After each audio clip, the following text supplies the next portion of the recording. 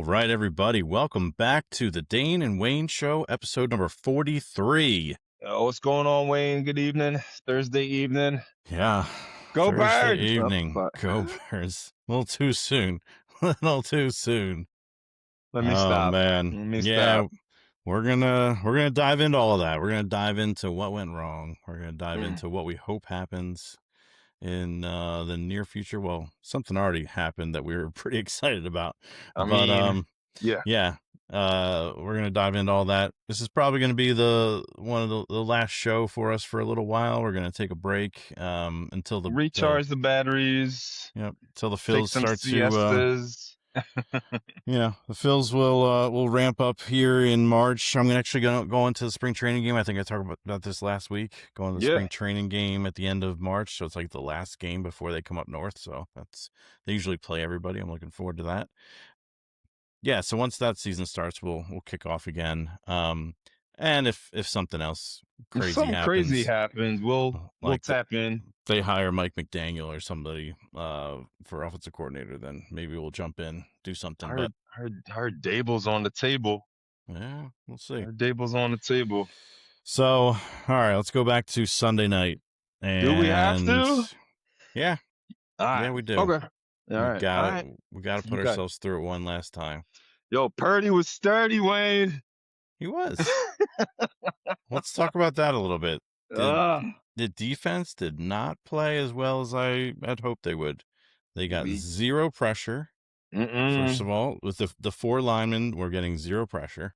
How many sacks did they have? 2, 3? Yeah, something like that. But just nothing like they've gotten in the last few games that they've played. I mean, they basically almost knocked Josh Allen out of the game.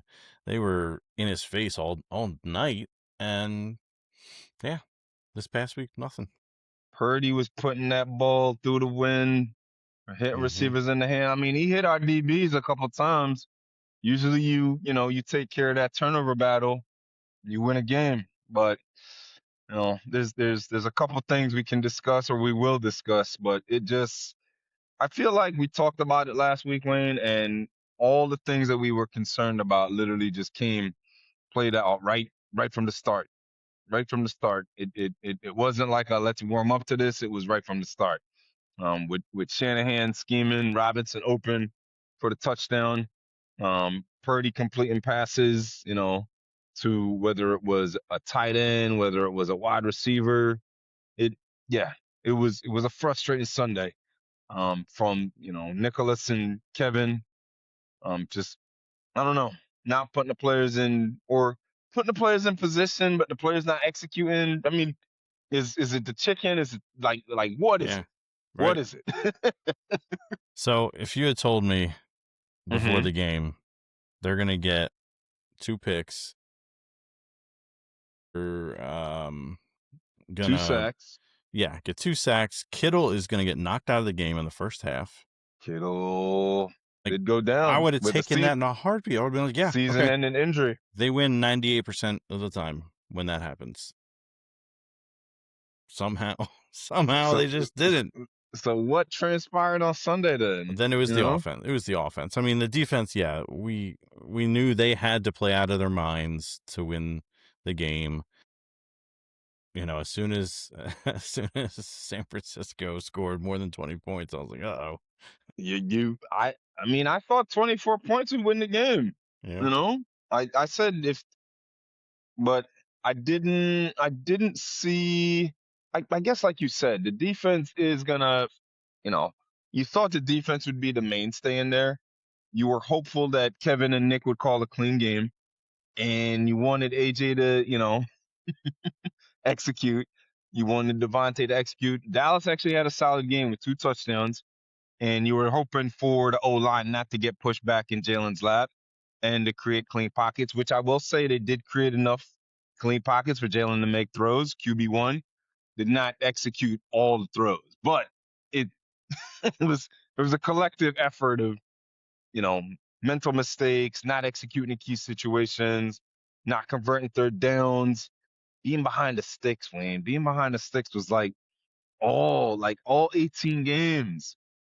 It was either 2nd and 13, 3rd and 9. Like, And a lot of it was penalties too. Like they would have some really productive first down plays, and they'd get called back by holding or some other so, garbage something call, ridiculous.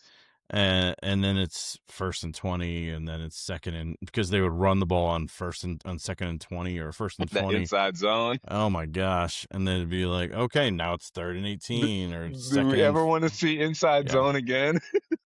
not on 2nd and 18 or whatever it was. Uh, Yeah, just a combination of things, and then you look at the last play is what it is, but it's a Jeez, 4 perfect verticals. microcosm. Yeah, it's a perfect microcosm of the ridiculous scheme that they've been running. 4 verts, Dallas Goddard triple covered, but look at the rest. Look at the rest of the field. There's nowhere to throw it. No, because all the Niners DBs were just like, yeah, we're gonna hang out right here. Yeah, Yeah, yeah. of course. Frustrating, Yeah, frustrating, Saquon even frustrating, had a frustrating. pretty decent game. And he was Yes, finding some creases, and I felt really good about the game most of the game, like as it was going, and then the offensive I doldrums hit. I Yeah, felt confident after I saw Kittle go down, but then when I saw the momentum that they came out with in the second half, and I think you said this in our group text like right away. You were like, "Yo, Kevin and Nick, this is not gonna work." Because it was that they gain 5 yards, get called for a 10-yard penalty, and they're right back into this like you're peeling yourself up this hill. And the Niners, to me, in a weird way, look comfortable. You know, that last trick play that they schemed up, where Jennings sells the run, and Reed gets pulled up the field. And in my mind, I watched the play like at least 4 times. It was Jennings so good at that run fake that Reed had no choice but to like sell out, like, yo, he's gonna run. no, there's no Like, reason oh, for him to sell okay, out. There okay, was plenty okay, of guys in front of him that were going to tackle him if he did actually run the ball. okay. So that's just part of like these guys don't usually make those mental mistakes, and they were making those mistakes. Like Reed had a bad that second the second long pass that they had. Reed just completely missed stepping up and trying to make a play on the ball. And I Yeah, don't know if it was he lost his footing or what, but he was super slow to do anything, to, and the guy yeah, just ran right across the front of him, and he had yeah. no shot. No, I feel you. I feel you. But yeah, obviously, I'm going to lay most of the blame at the offense's feet. Feet. Drop Okay. passes. The scheme was horrendous. They went under center 7 times, I think, when under center was working probably the best out of any of the formations. And Feel they you. went under center 7 times, and all 7 were runs. They didn't do one play fake from under center. Like, how is that possible? I don't know. I don't know. It looked. It's like It nothing's looked. nothing's connected. It's all disjointed. Like you talk about, like, oh, they're setting this up, like this out. Like you watch the Bears game the night before, Yeah. and you watch Loveland. He's running these outs. He's running these outs. He's running these outs. Like, okay, well, he's gonna run and out and up one of these times. He's gonna burn somebody, and he He did, is. and that's what He is. happened because Yeah. Ben Johnson knows what he's doing. He knows how to set things up. Patulo's like, yeah, let's just run this, and then let's just run this, and let's just run this, and Let's run who an the heck RPO. knows? Let's run an inside zone. Let's run Nothing, a wide receiver screen. yeah, There's no real nothing rhyme or builds. reason. Nothing builds on it. Nothing is for, and that's where I kept coming back to. Okay, like this guy. Okay, sure. He knows he'll call a play, and sometimes it'll work, sometimes it won't, sometimes it's the execution of it. Sure, but when you're in a dogfight like this, and he doesn't have any answers. He's got nothing. And that No, was he the had same zero problem. answers. The same problem they had like all year, but then the same problem they had back in 2023 with Brian Johnson. Like he didn't know enough to be able to scheme his way out of But this issue. I want to ask you this because isn't that what Nicholas is there for? No. And why is Nicholas not there for that though? And because that to me blows my mind. When I look at how long Nicholas has been coaching, and how many great offensive minds he's been around, how is that possible that at that point in time where you see the ship is taking on water, yo, we about to sink? He's already What shown is, that's not what he does. I mean, but is, he doesn't. oh, okay, okay. 2023, he didn't. And that's where you're No, all you're like down right. on him. You're right. You know, he's only performed well when he has a really good offensive mind as offensive coordinator. Shane That Steichen, boggles my mind, though, Wayne. one more. You know, he's there So he for. always needs a pacifier then? Yes. Wow. He was never.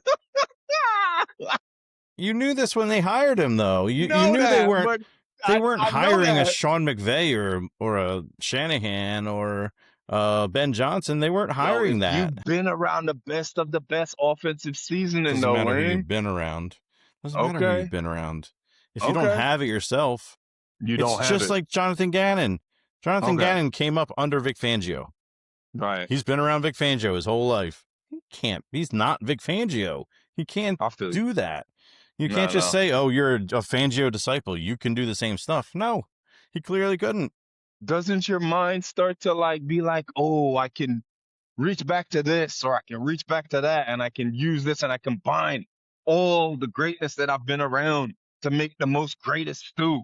No, that not gonna work Sure, if you have that skill set, in but you. it just doesn't. No, he's not an offensive mind. He's offensive minded. He's not an Yeah, offensive mind. He's I a good got you. coach, not a scheme. Like he's good at getting the most out of his. Well, I shouldn't even say Motivate. that but he does motivate the players. He And he does. gets a He lot out of does. players. He gets them to focus on one game at a time. Usually, there's not too many times where they come out underprepared or they're. And they're usually not too high, usually Yeah. too low. So there's something to be said for that. And that's But why I say they need the best offensive mind possible in that offensive coordinator role. And I don't care if it's a gun for hire. Like, I'm fine with continuing to do that. Like, I was talking to my buddy. I went to the Sixers game last night with a buddy, and he's like, I don't want a revolving door at offensive coordinator. I'm like, why? you're like, it doesn't matter if you're winning championships and competing Yes. every single year in, year out, it doesn't matter. Get Kellen I Moore, hear you. win a Super Bowl. Get Mike McDaniel, win a Super Bowl. Get whoever's next, win a Super Bowl. Win a Super Bowl. You got to get an offensive mind. Like, okay, they're going to go on to be a head coach again. You just know that's going to happen. So either, okay, there's two options when you're starting a team, right? When you're the owner of a team, there's two options. You get a Sean McVay, Kyle Shanahan, Ben Johnson type who's going to call plays as the head coach. He's going to be the man. And you don't have to worry about him going on to another job because he's already a head coach. So there's not much more you can do, right? When that's the only way that you can continue to keep the same play caller over and over. Or you just keep hiring the best guy on the market every year and letting that guy go and get a head coaching job, then getting another guy. So you're telling me if you keep hiring the gun for hire, at no point in time in your season and being around all of these people, you don't take some of those things and apply it to yourself as a human? I mean, No. if you have a growth mindset, you should. But I think but he's already proven he can't. He's already proven he can't do that. Correct. I hear you. Yeah. I'm saying with him as the head coach, you don't have any other option than to get another gun for hire. You cannot promote from within. Okay, sure. No. Maybe you go and get the passing game coordinator from I don't even know. Like I'm don't even know who had a great passing game this season. The Rams. Sure. Okay. Yeah. The Rams passing game coordinator. Go get the Rams passing game coordinator and bring him in. Who is that? We have no idea. Nobody. If you know who that is, put it in the comments. Yeah. How could anybody know? Nobody knows. I'm not kidding.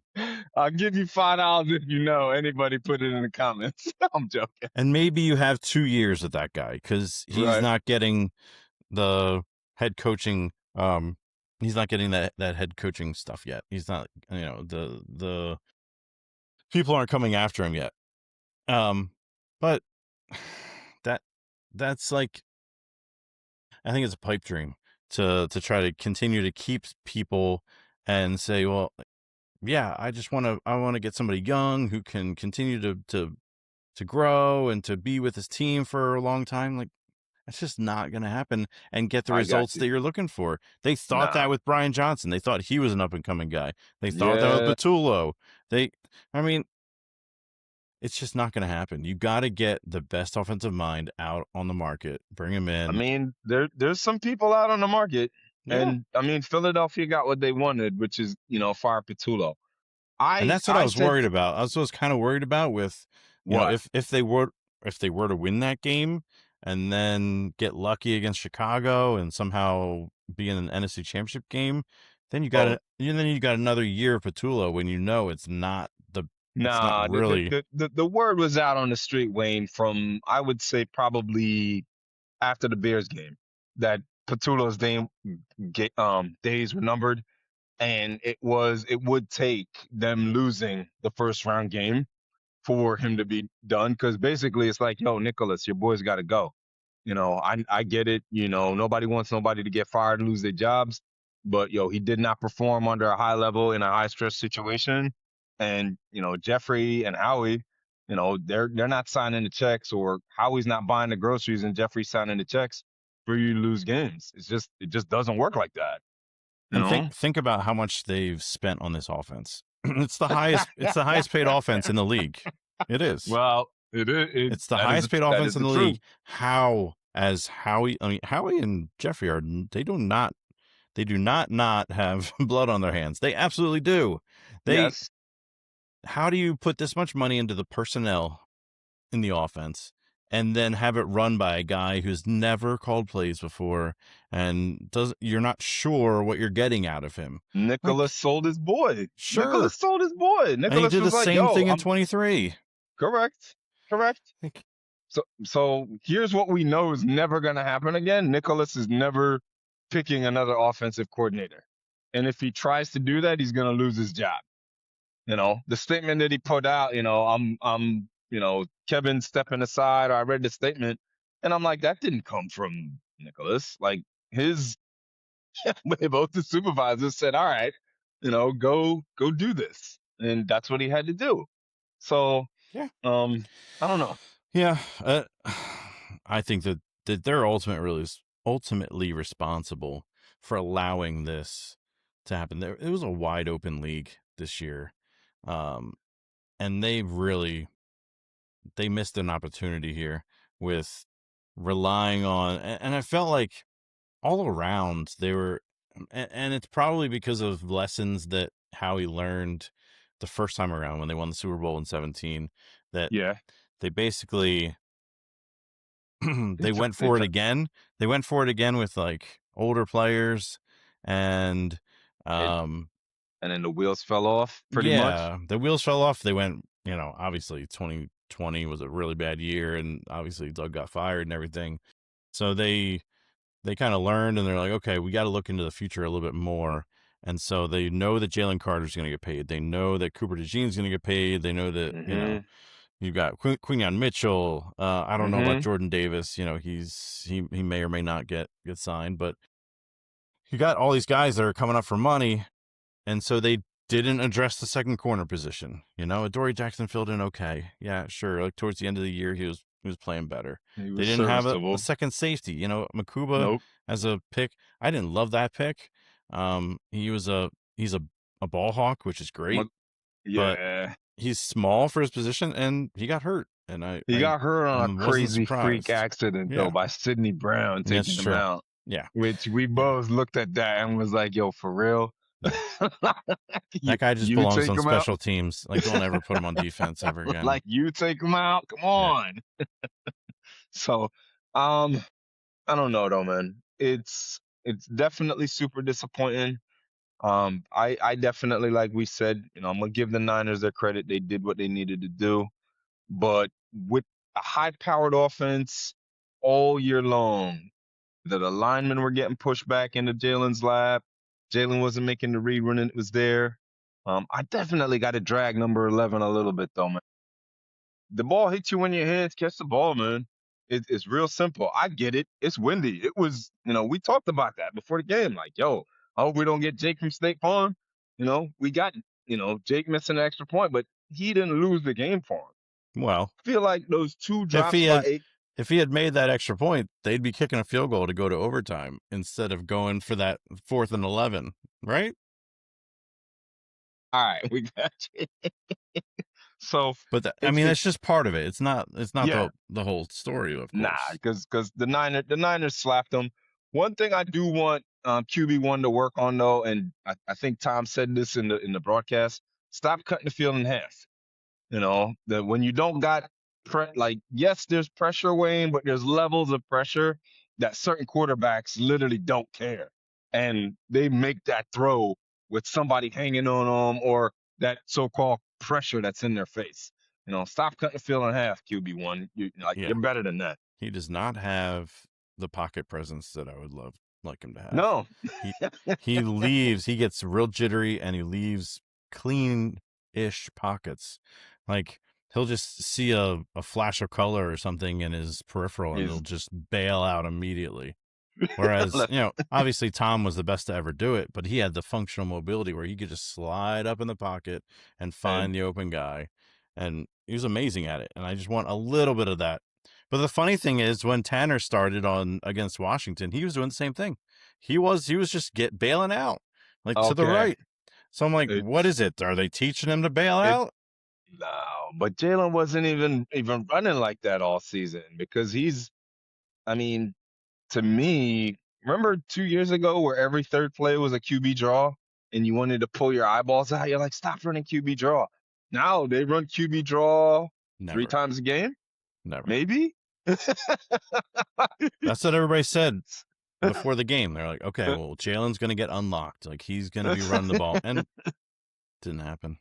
No, absolutely not. They had that one designed run that was really nice, but I feel like it got called back. It was either a flag or... Yeah, I think it was Cam Jurgens got called, which we got to talk about how bad he's been. Oh, my God. He's got to be injured. I feel like that's his lower back, though, right? Did he get back surgery? I don't know. I mean, he was hurt at the end of last year, and maybe it just never fully healed or something, but he looked a step really bad. Yeah. I saw a whole compilation of how bad he was all year, and all season. Disappointing. But so what do we want as next steps? Who are you looking for as the next offensive coordinator? I keep hearing Mike McDaniel. I'm hearing Brian Daboll. I don't know. I just know that moving forward, Wayne cannot. What team going into a playoff single elimination situation has their 2 all-pro wide receivers, their all-pro tight end, their quote-unquote all-pro offensive line, their all-pro QB, and perform at, underperform at a level that you're like, any champion, any team in any scenario would be like, yo, I'll take that. I'll double down. We gonna win. And we got slapped. Slapped. Can you imagine what Shanahan could do with this offense? Yo, we got embarrassed. And by Robinson and Jawan Jennings and Wayne. I couldn't even name Tongus. They were throwing slants to Kyle Juszczyk for 8 yards at will. Exactly. Or they showed that last play that McCaffrey did that slip route or that angle route out the backfield. And you could see in Dean's body language, he knew that McCaffrey was going to cook him. And he was like, yo, but there was nobody was going to stop that route. But that just shows the offensive mind of an actual play caller schemer who can get yourself open. I mean, they were on the 7-8 yard line and got that play to work down there. That's not an easy place to execute a play like that. So I want some growth. And I need QB1 to be better in situations where it presents itself. I need 11 to catch the ball when it hits him in his hands. And everybody want 11 going, Wayne, but I don't think he's going. They owe him a lot of money. I don't know how the money situation works. But I feel like they're going to put their hands around him. Like, who are you getting for 11 that's going to complement what granted, he had a down year, but who's out there that can you trade straight up for somebody? No. I don't Okay. know if he's really tradable. All right. He is turning 29 this year. He's only 29? Yep. Nah, you got to put your hands around him, man. He only 29? Yeah, there's no way they get rid of him this year unless they can trade him for Oh, something. He's got a nope. $72 million dead cap if they were to cut him. Nah, they gonna put their hands around him, man. I know Like, they want him gone, Wayne, but next if I'm year, wrong, I'm next wrong. But offseason is potential out to be able to cut him and not. I mean, it'll be get like a $30 million slabbed. dead cap, but Okay. yeah. So they would have to find a trade partner, and I don't really know what anybody I would pay heard for him. somebody say, and I was like, that's not possible. Justin Jefferson, and I'm like, that's not. I'm like, that money don't work. I don't think that money worked. But Yeah. How I about just, Jalen and AJ Brown for Joe Burrow and Jamar Chase? Straight up. yo, here Straight you up. go. Wow, we playing Madden? I mean, I could sign on. Who says no? Who says no? We playing Madden. I like that. Man. So, yeah. But what else you want to... We'll see. The only concern I have with Brian Dable is that he was his offensive coordinator at Bama and basically ran him into the ground. Like, he did quarterback runs all the time. QB draw? I don't want QB draw. Not even just QB draws, but like actual designed runs for Jalen. So, I don't know. If he came in, he might try to do the same thing. Didn't he do that with Dart and Josh Allen? Those QB runs? Yeah. All right. Basically got Josh Allen killed. No, I was gonna say I don't want Jalen knocked out. Yeah. I don't want Jalen running that much. But yeah, they need somebody. Like I've already said, I'm gonna just reiterate it. They need somebody that can get him out of a rut because Petula was not that guy. They were in these 3-and-out ruts that they just couldn't get out of, and there needs to be somebody like Vic Fangio on the defensive side is a guy that will figure it out. And he'll make the adjustments needed. Get him back on track. Get him back on track. Kevin, when there was a loss or negative play or mental mistake, couldn't get him get the train back in the direction. If you get a penalty on first down or a negative play, just punt the ball. Just punt it on second down. It's not even worth it. You're gonna convert on 2% of your series at that point. Yeah. Oh my Lord, I hear you, man. I hear you. Do you want to do a little Sixers rant or anything? Last night was disappointing, man. Last night was trash. Tell me about it. So, I need Nurse to actually coach the team and, stop calling pick and rolls. And that's all it was. And beat a Maxey 2-man game at the top. It was like, okay. I understand how Nurse don't got anything in his play calling scheme bag, man. Like, yo, come on. Meanwhile, you won a championship. Cleveland would run down the floor and then pass it 16 times, find an open three, and bury it. It's like, what am I watching? Hoosiers out here? Like, what is going on? So, yeah. We're not at the All-Star break yet, but hey, I'm gonna say I'm thankful for 77-0. 21 is trying to do his thing. He looked out of sorts last night, even though he had the night off. No legs. No legs? All right. Okay. He had what? He had last time I looked at the scoreboard, he had 4 rebounds. I'm like, great, your 7'2" center has 4 rebounds in the end of the third quarter. That's kind of normal night for him, though. I don't care. It's just ridiculous. He's not Jokic. Let me stop talking smack. But yeah. I don't know what else to say, man. I'm just happy that, it's not last season, and I've got 0 expectations. I want 0-77 to stay healthy. I want 21 to produce on the nights that he's ramped up, and we'll see what we get in the playoffs. I got no expectations at all. I like aggressive Paul George. Watching him in person last night. Yes. Like when he's aggressive and he either he's ISO'd and he just takes on a player or he shoots right away. It's when he just gets indecisive that it's just like, okay, there's a 10% chance of him scoring here. This is not going to work. This is not gonna I work saw it at happening all. the whole time. But yeah, we shall see. I'm going to the game again on Monday. Monday. Should be Okay. fun. They're playing Yeah. in Indiana, I think, so it's going to be Okay. probably Nice. another Monday's a rough one. special day, so yeah, that'll be nice. Yeah. So, but All right. Want to wrap me up? Throw me in the trash? No, you're not gonna throw each No, other in not the in the trash. And I appreciate you, man. Yeah, me too, man. Thank you for It's sitting a down and good busting season. it up with me. Yeah. Solid season. Thank you for all the likes, all the comments. Thank you for telling me, that we're trash, but I appreciate you. The love is definitely out there from everyone, and I definitely feel it, and I appreciate it. It's go Birds. It's only a loss if you ain't learned a lesson. That's what I heard. But I like that.